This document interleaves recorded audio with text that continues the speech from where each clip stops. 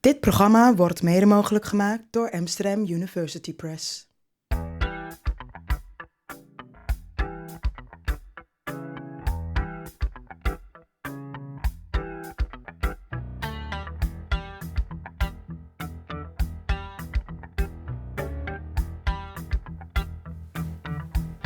Vanuit Amsterdam is dit Onder Mediadoktoren, de podcast waarin communicatiewetenschappers zich verwonderen over de media. Beste luisteraars, welkom bij Onder Mediadoktoren. Televisie helpt graag.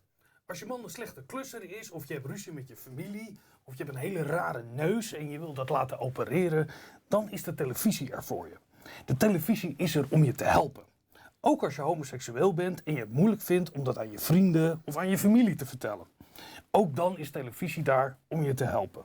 Bijvoorbeeld in het programma Uit de Kast. En vandaag gaan we het hebben over uit de kast verhalen, coming out stories. Wat leert de televisie ons over hoe dat moet en hoe ervaren de deelnemers van zo'n programma dat?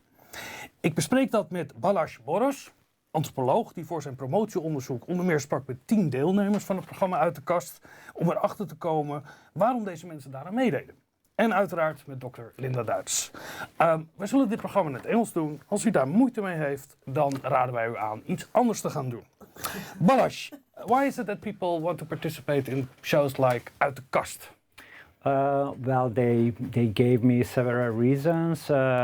One typical answer is that they just couldn't do it alone, so they tried to come out several times, but they also always started procrastinating it, and many candidates actually told me that there's never a right time to come out. So if the media is there, if there is a team and they say that, okay, now you can do the coming out, then they just cannot say, no, let's do it tomorrow. So it is basically a disciplinary force. It's like a push for them. Yes. But isn't it strange that if it's something you're insecure about, or you're insecure about how people will react, that you do it on television? Yes, actually, this push, this disciplinary force can have a two-way impact. So one is for the candidate, I can come out because here are all the people, only for me to wait to come out. But it can be seen, or most of the time it is perceived by the candidates also as a disciplinary force to their immediate environment. So candidates also told me that, yes, I do the coming out, so my father cannot shout at me, and my mother won't bitch slap me. Nothing bad can happen to me because the media and all the nice people and of course this abstract notion of society at large is on my side. I thought that was very interesting in your research, which of course I've read. This idea that in the Netherlands we accept homosexuality, right? That's the dominant script. Yeah. In the Netherlands, that's the dominant norm. Even for the evangelical broadcaster, right? Even for Christian families. So that means that there is indeed this push that you can say, if I come out on camera, my family and my friends will have to follow the dominant forces, because otherwise they look like backwards idiots. Because when it's totally out in the open, you have that certain push. People can't comment on you or can deny you the right of being homosexual or doubt your... Is that what's happening? There's no way back, I can imagine. Yes, exactly. This is what people also, some interviewees said that they just wanted to be done with it for the entire life. So, okay, here is the media publicity, and now I don't have to deal with this anymore. While in unmediated context, it is always, at least other scholars also write about coming out as a lifelong process with backtracking and stops and hesitations. So basically the media provides a framework to tell one single story. So there is this moment when I am defined as a gay person. But that's something that happens for celebrities. I remember when Tawfik Dibi, for instance, came out, that really was the case. And then it's also something I think that you can fall back on. But does that also work when you're just a normal 20-year-old kid? Because I think a few years after the show has aired, people might have forgotten about it. And then you're in a new work environment. you would still have to have that ongoing process of coming out. Yes, that's true. This is a kind of temporary way of dealing a crisis situation for sure. And I think this is also a reason why I had extreme difficulties with get these people on board. So most of the time, these participants didn't want to talk about this entire process, partly because it was their past. They passed that phase in their life, and also they had issues with trust, whether they can talk to me about these issues. But sometimes I also realize that it is also the interview situation in the context of my research is also used for them as a kind of confession in which they can reflect on all the ambiguity of this act of coming out in the media. I can imagine that there are more people recruited for the show than they actually use in the show. Have you any idea what makes a good participant for this program? I know for this program that most of the time candidates were approached by the production. So the production team was quite busy with looking at internet forums to see people struggling or talking about coming out. I made also a textual analysis of the program, and in this article I analyzed the ideal candidate for this coming out, and I think it is really surprising in the program that all of the girls and the guys are really guy or girl next door type, really casual, really ordinary. They refute traditional stereotypes of effeminate gays, for instance, so they are candidates with whom it is really easy to identify with. But it's easy to, so the candidates who are more extravagant or being more feminine or being really butch, all the traditional stereotypes are being excluded from the show, or are not the ideal candidate? Yeah, this is what I observed, that the majority of the candidates are these really ordinary, normal people, and I think this idea of normalization is very central also in the hidden text of the program, but also in the motivations of the candidates. And it's also something that we see in society at large. So LGBTQ people are accepted, right? Lesbian, gay, bisexual, transgender, and queer people are accepted, but only to the extent that they act and behave kind of like straight people do. So the norm of heterosexuality is actually never really questioned. It's okay that, you know, you have a same-sex attraction, but as long as you don't really step beyond gender lines. So there's this clear heteronormativity that we also see in other forms of popular culture where, gayness is accepted as long as you don't divert that much from the straight norm, which of course is very problematic because these programs are seen as so you can be gay as long as you act straight. Yeah, and they're seen as these important tokens of how far LGBTQ acceptation has now come, particularly in the Netherlands. It's become part of our national identity, but that's really a very thin layer of acceptance, actually. Because when I can imagine that a coming out story of someone who is not seen as a homosexual or is not perceived as a homosexual can be more interesting for a television show. But I think, is that also a consideration? I think it's more that you need to be relatable. Yes. So if you're relatable, if you're a girl next door, then the parents and all the viewers can deal with that, right? Yes. And you made an analysis of the different episodes of this show. Yes. Is there a certain script, a certain storyline, a certain narrative that the program follows? Yes, definitely. Actually, it is always a very structured performance. So, and it is basically the template of the do-good television that you just mentioned in the introduction, that the TV is there to help. So first we introduce the candidate becomes immediately relatable, the candidate refutes all the stereotypes of being effeminate. They are very, very normal, but they cannot be themselves because there is this deep and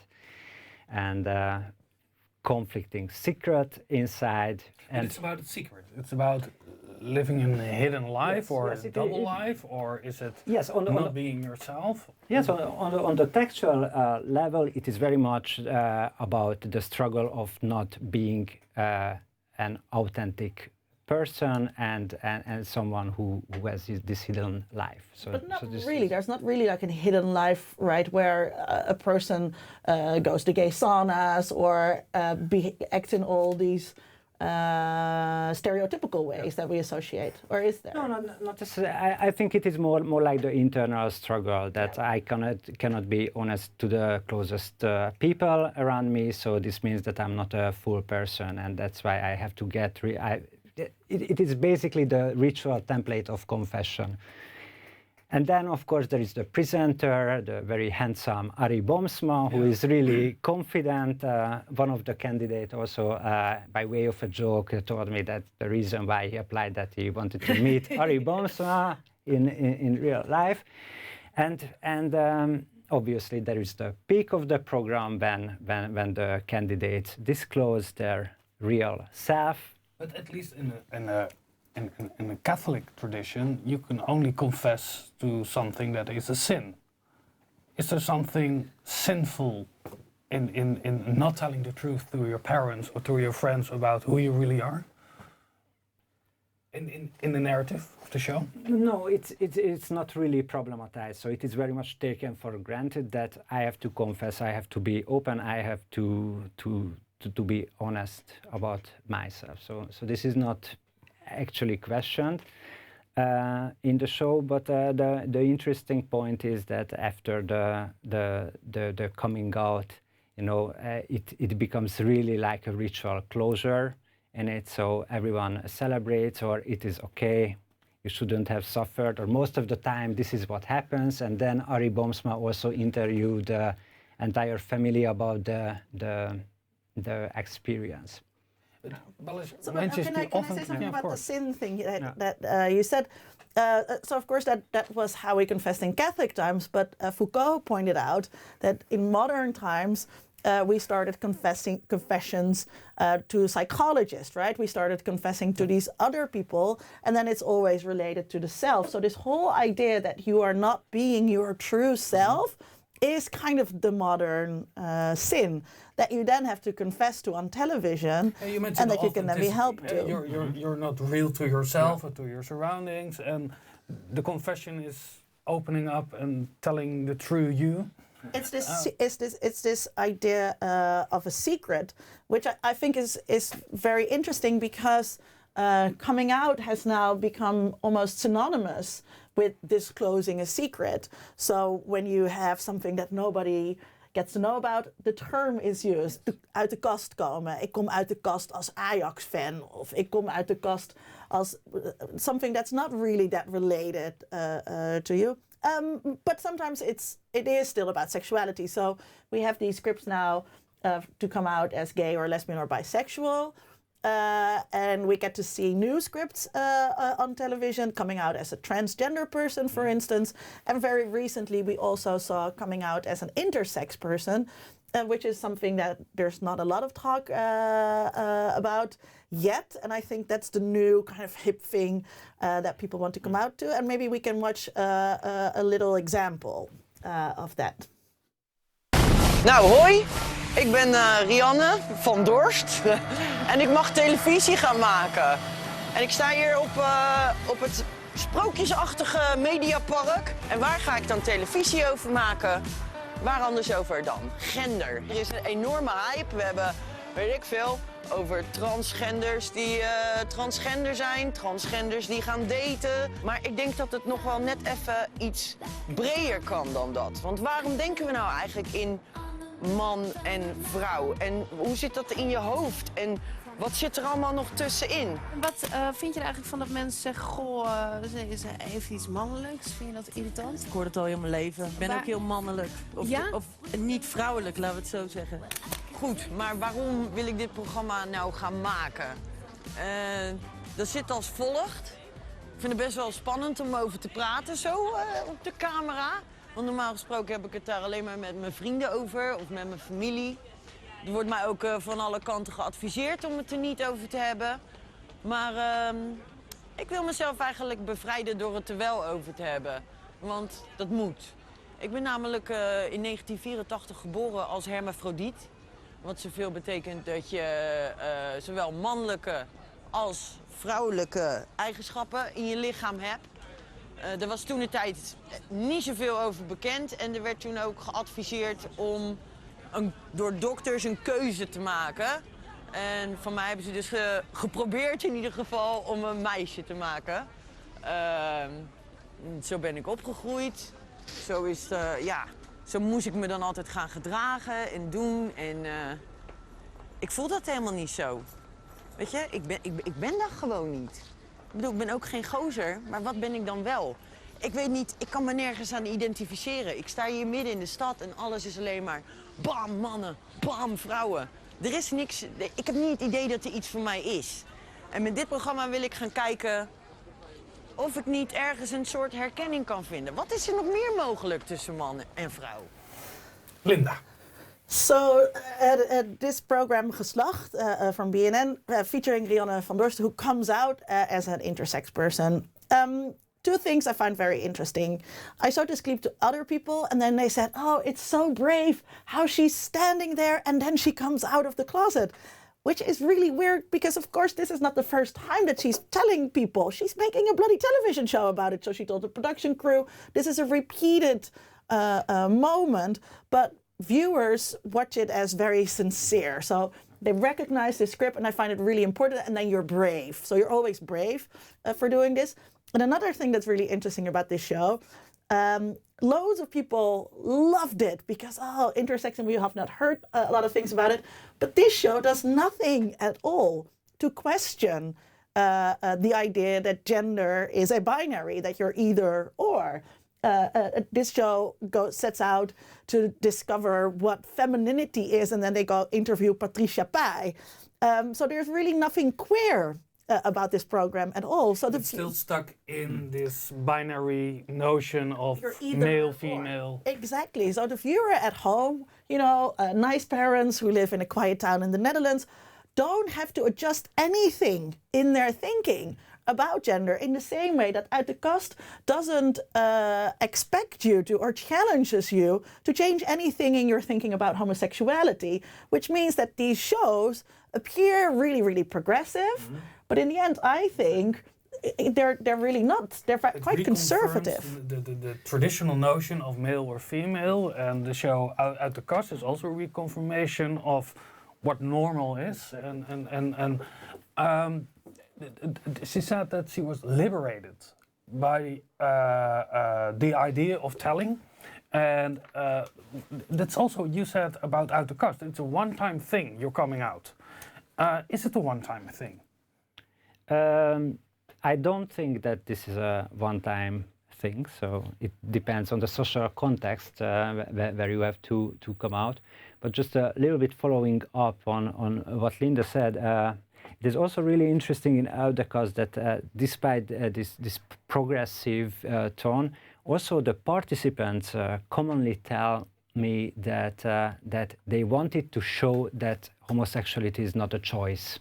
So this is this very essentialist discourse on being gay. So you should accept me because it is not my fault. So basically, this is how it is actually framed. Like a disability. Yes, it you is can't walk like because you're in a wheelchair. Exactly. Exactly. We discussed two different examples of coming out. En we hebben een item gemaakt waarin coming out eigenlijk wel voorbehouden is aan alles waar je niet binnen de heteronorm valt. En ooit verscheen er een boek, Parathesia Sexualis, de seksuele lust met verkeerd doel of object. We gaan er naar kijken.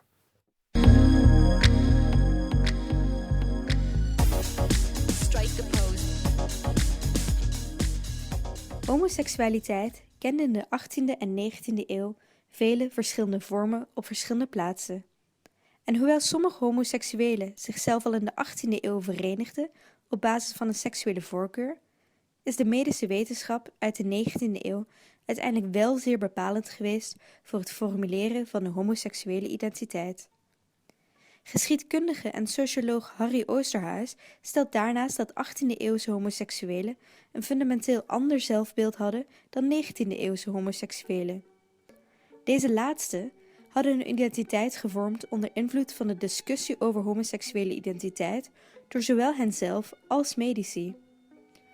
Hoewel homoseksuelen in de 18e eeuw hun voorkeuren en kenmerken ook al aan de aangeboren aard toedichten, rekenden zij zichzelf tot een zogenaamd derde geslacht. De sodomiet bestond in de 18e en vroege 19e eeuw als een type persoon die gerekend werd tot een bepaald gendercategorie. Dit impliceert niet dat deze persoon ook een homoseksuele identiteit had, met erkenning voor het ware innerlijke seksuele zelf door zowel hemzelf als buitenstaanders. Het 19e-eeuwse wetenschappelijke discours is nodig geweest voor de erkenning van de homoseksuele identiteit zoals de huidige homoseksueel dat heeft.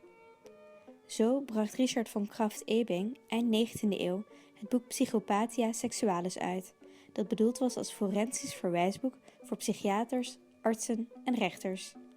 Dit boek was een van de eerste boeken over seksualiteit dat ook homoseksualiteit en biseksualiteit includeerde. Ook baanbrekend was dat het voorstelde rekening te houden met de mentale staat van seksuele delinquenten ten tijde van de daad. In die tijd werd zijn boek beschouwd als dé autoriteit op seksuele pathologie. Krafft-Ebing stelde 4 verschillende categorieën hersenaandoeningen voor op het gebied van seks. Meerdere termen die hij hierbij introduceerde, zoals bijvoorbeeld masochisme, worden vandaag de dag nog altijd gehanteerd. Naast onvoldoende of overmatige seksuele lust en het hebben van seksuele lust op een verkeerd moment in het leven, noemde hij ook de seksualis paresthesia als een van die 4 categorieën. Seksualis paresthesia staat voor seksuele lust met een verkeerd doel of object. Hieronder schaarde hij fetischisme, sadisme en dergelijke, maar ook homoseksualiteit. Pas toen werden allerlei gelijkslachtige handelingen samengevat onder de noemer homoseksualiteit, die gekoppeld werd aan een bepaalde identiteit en psychologische basis in plaats van aan een enkel tijdelijke afwijking van de norm. Hierdoor werd homoseksualiteit geclassificeerd als pervers, als walgelijk. Door deze categorisatie konden homo's hun seksuele identiteit niet meer openlijk uiten en homoseksualiteit werd zodoende een taboe. De klassificatie van homoseksualiteit als pervers zorgde voor het ontstaan van homoseksualiteit als identiteit. Dit werd echter dus gezien als iets slechts dat van de norm afweek. Hierdoor is het uit de kastcomscript ontstaan waarbij homo's, lesbiennes of biseksuelen er, met alle emoties van dien, expliciet vooruit moeten komen en dus nog altijd als afwijkend van de norm gezien worden.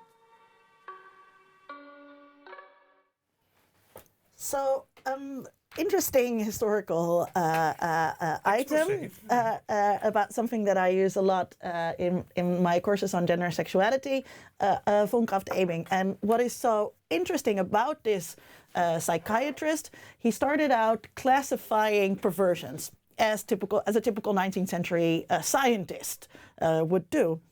But then along the way, he found out that these people that were having psychological troubles were having these psychological troubles not because they were gay, I should say it the right way, not as part of some disease that they were having, but because society did not accept homosexuality. As they were saying in the item, it led to this awareness of homosexuality as an identity, also to self-recognition amongst the German aristocracy who could read these Latin medical books, who saw themselves in these life stories of von Krafft-Ebing's patients. So that led us to have this idea of a script. I've always felt different. I've tried sleeping with women, masturbation stories, etc. as part of this coming out script that we still have today, but also to this idea that it's society that's actually wrong, that we shouldn't see it as a perversion, that we shouldn't see it as a mental disease, but as you said, as something natural, not a choice, just something different. Yeah, but it's interesting what you said, that being in the closet is not letting society know or your environment that you're homosexual. So the closet is defined or constructed by society. It's not something you find in yourself so much as being in the closet, is it? Is that true, do you think? Not really a question. Yes, actually, when I did the interview, I really tried to locate this entire program and experiencing the coming out in life narratives, and based on that, what I see that, okay, maybe this is a socially constructed closet, but it is really deeply internalized. So I think it is really important that in different ages, and maybe I don't have to go into psychological dimensions, but it is quite clear that people in certain ages during the adolescence are really sensitive towards how the peer group sees them, and whether they are different or others, and even if there is no explicit bullying, for instance, small remarks can go really deep. We discussed the non-fictional narrative of coming out. Is there a certain fictional narrative about coming out stories? So there is a study done, an interesting television production study by someone who interviewed writers for black sitcoms that featured gay characters. So it turned out that many of these writers were black gay men themselves.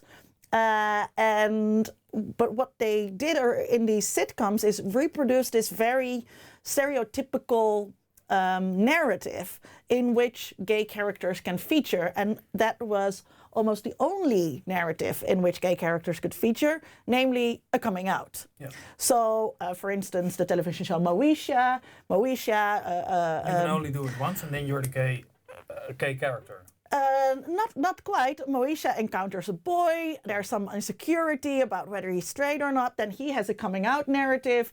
We still like him, and then he's gone. After that show, because then his narrative interest has played out. So for these gay characters, there was no other point of being there other than functioning as a coming out. There's no conflict anymore. Yeah. And it's really difficult in popular culture, in fiction shows, to see diversions from this particular narrative.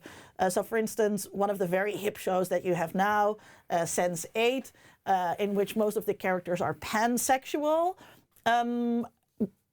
these identities are really not part of their narrative at all.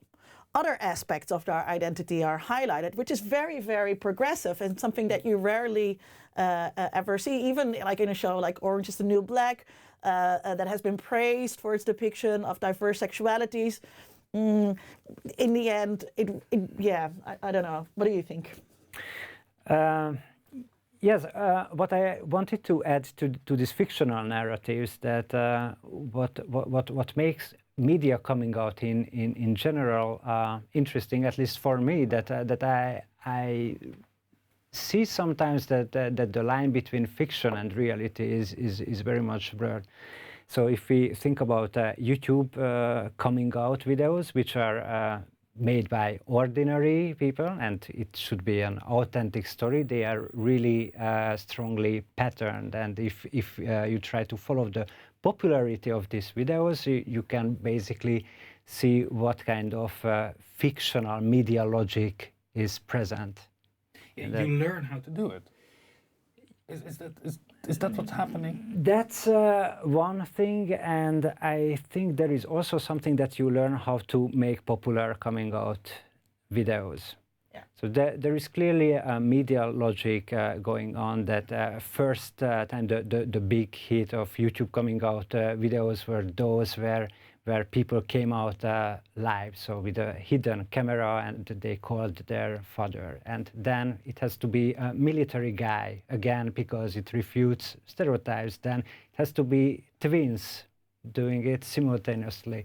And then it has to be like 12 or 10-year-old kids. So there is also this exaggeration process, which is very much a quality of fictional stories or how fictional series are building. Gelukkig zijn wij niet de eerste die over dit onderwerp spreken, over coming-out verhalen in de media. Botte Jellema, radiomaker, maakte al eerder een radiodocumentaire hierover. En Volkert en Tom hebben hem geïnterviewd.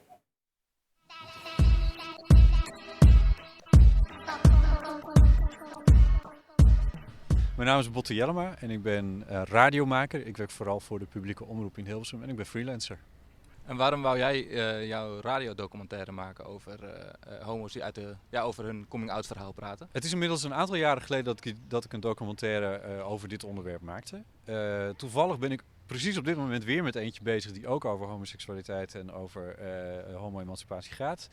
Maar die ik toen heb gemaakt had specifiek te maken met dat ik dacht, er is een verandering aan de hand in hoe die coming-outs zijn. En wat ik wilde doen was de coming-out van dertigers toen de tijd, 2010 hebben we het over, van dertigers toen de tijd, tegenover coming-outs van tieners zetten. Omdat het grote verschil tussen die twee groepen is, tenminste zo heb ik dat gevonden, dat de dertigers geen gebruik konden maken van het internet zoals we dat tegenwoordig kennen. En de tieners konden dat wel. En dat was in mijn optiek was dat een groot verschil tussen die twee groepen en hoe een coming-out dan ook verloopt. En dat bleek ook wel een beetje uit. Uiteraard, het is niet wetenschappelijk, want je zoekt die mensen daar ook een beetje op uit natuurlijk. Maar ik kreeg wel een aantal hele mooie verhalen die schetsten hoe het was om een coming-out te doen als je voor informatie daartoe naar bibliotheken moest of naar COC-cafés. Of dat je gewoon, wat toen nog bestond, MSN kon inzetten om dus gewoon chatdiensten daarvoor kon gebruiken. Nou, die twee zaken heb ik tegenover elkaar gezet. Die documentaire die ik gemaakt heb was onwijs leuk om te doen, maar het was geen wetenschappelijk onderzoek. Ik maak de disclaimer nog maar eens een keer, maar wat daar uiteindelijk wel uit bleek uit verschillende mensen die ik gesproken heb. En het is ook niet gek om te bedenken natuurlijk. Het is zo fijn dat je zo'n enorme bak met informatie hebt die het internet is. Een bak met informatie en een mogelijkheid om te communiceren met gelijkgestemden.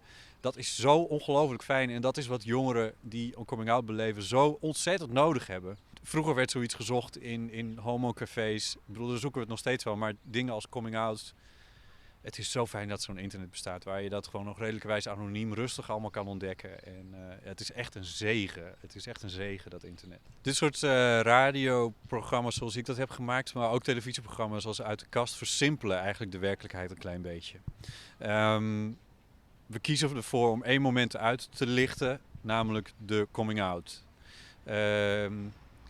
En dat is natuurlijk ergens ook wel één soort klassiek moment.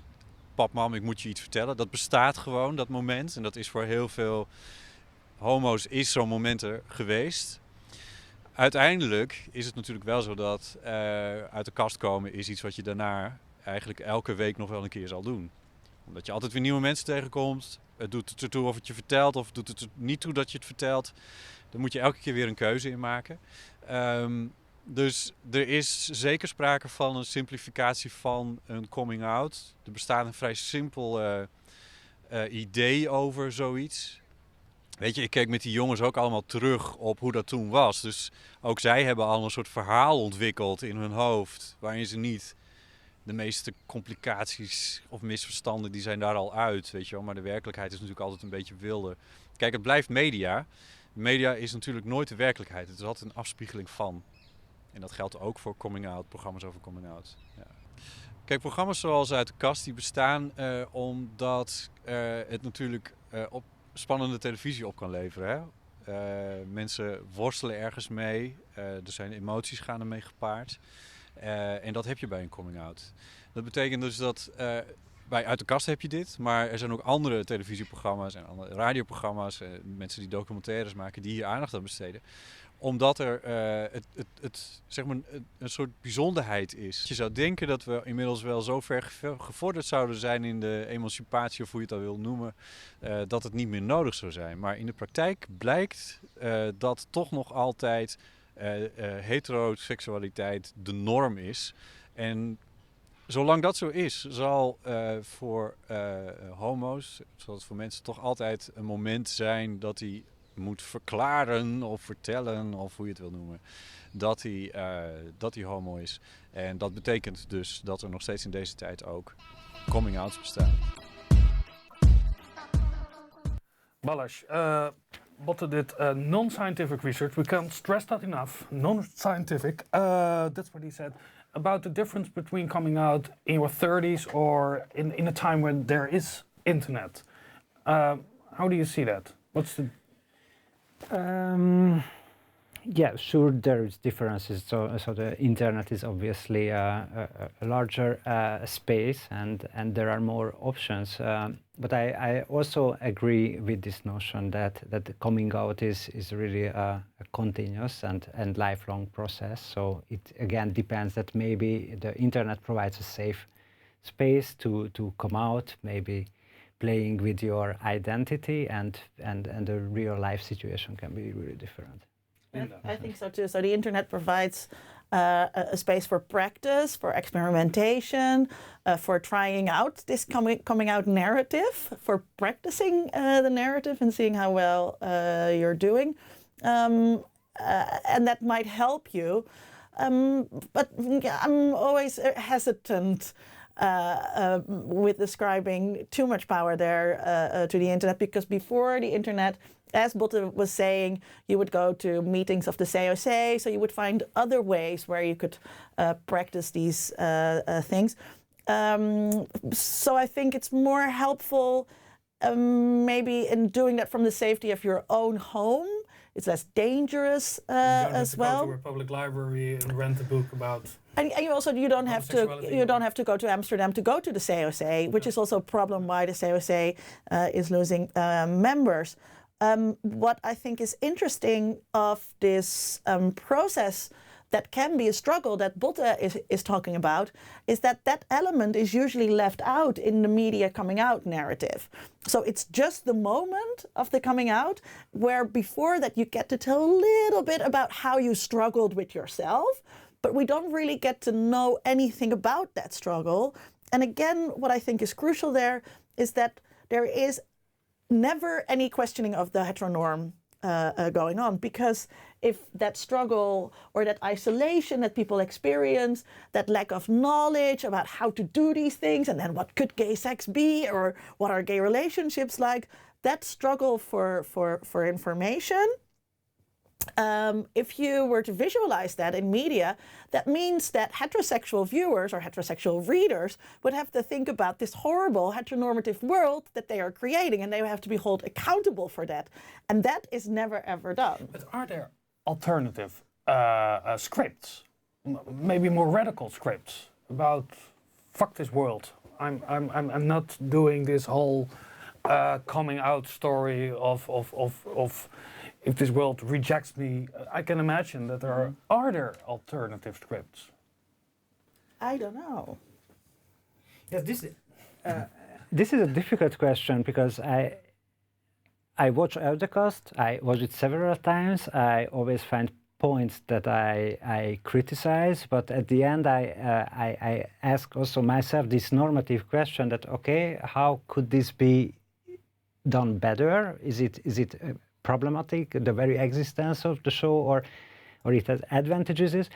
And I always have the feeling that going more for a documentary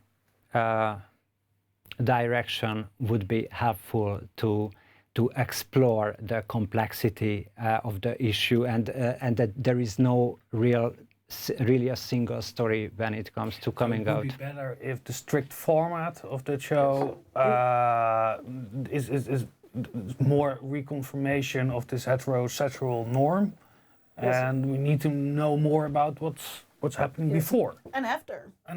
Yeah. So and 10 years later. It requires spending more time, and of course that doesn't work in a television format like that.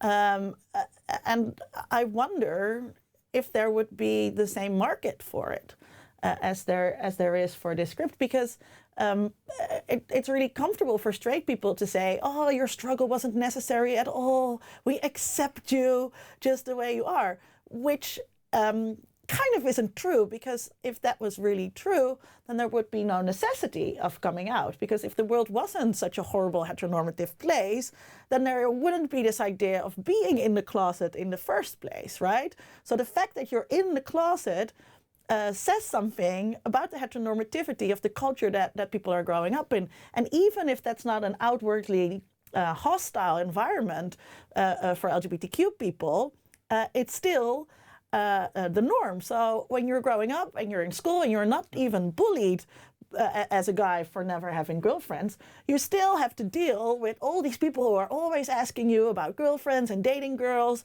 and talking about boobies and all this stuff, which makes you feel like you're in the closet. And then you have to come out and say, well, I'm different. And then they can say, oh, but you're just like us, which is not true. But are these shows beneficial for the emancipation of homosexuality? Or would you say, well, if we're not making these shows, the heteronorm will be not as in your face?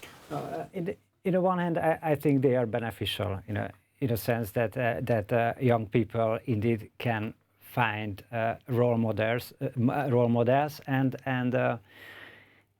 indeed there are serious existential crisis periods when finding these role models can be really important. In the other hand, and this is the more problematic part, is that we talked about this, how this program actually constructs a structured performance of coming out. At the end, what you can learn from these programs is that if you do the coming out with the media, then it is a safe and unproblematic process. And this is something what is really problematic, because in the end, these programs are not about emancipation or helping to the individual, but confirming the symbolic authority of the media as an institution, that the media can help you. And what I actually found many regrets from the participants about this entire process. What do they regret? Well, one of the main regrets is that they recognize or they experience retrospectively that they crossed the moral line, in the sense that they use the media as a help in order to fix their individual life and to help them through in this tough process and fixing personal relationships. At the end, most of the time, and this is what is not really shown, of course, in the program, many family members feel really hurt that their kid was just not able to tell it. So it is about betrayal. So there are many issues which are really disruptive effects. That they needed Arie Boomsma to come and help them instead of their kid just telling. Exactly. Yeah. Well, I can imagine. Yes. You feel betrayed that your own child needs to have Arie Boomsma with you and not talking in a more private setting. So, but do you think that there's also kids who are not signing up for the show who might say to their parents, well, do you know this show? And now I want to talk to you about something so that they can help, they can use it as an instrument like that? Yes, actually it also happens with participants. For instance, there is one interviewee who already signed up for the show, and for this they have to create a cover story to hide the real reason of the filming. This is again a kind of a moral boundary crossing in it, and it happened that they this interviewee watched an episode of the Kast with her mother, and the mother asked, so did you subscribe for the Kast? And then she completely denied it. Why did you really? Yeah. We need a final answer. And the question is, what are the media teaching us about how to come out? Well, In 20 seconds. You got 40 seconds. 40 seconds. Well, the media basically teaches us that we have to be ourselves and we have to accept and embrace who we are. At the same time, I think what we should be aware of that the media teaches this in a kind of problematic way in many aspects. Linda, 10 seconden. They teach us how to come out of the closet, but they don't teach us how to question out of the closet. We luisteren naar de 53e uitzending van Onder Media Doctoren. Abonneer je op onze podcast. Doe het nu. We wachten wel even. Ondertussen kunt u ook naar de website gaan, naar www.ondermediadoktoren.nl. En we zitten ook op iTunes en Stitcher. En als je ons googelt, dan kom je ons ook vast wel weer tegen. We zijn ook te vinden op Twitter en we praten zelfs terug. Alle informatie is dus te vinden op ondermediadoktoren.nl. Deze uitzending werd gemaakt door Tom Almoes, Volkert Koehoorn, Narien Ismail, Pim Prins, Iris Verhulsdonk en uiteraard Linda Duits. Balázs, thank you for being here. En over 2 weken zijn we hier weer, tenminste als alles goed gaat, want we gaan het hebben over de apocalyps. Uh-oh.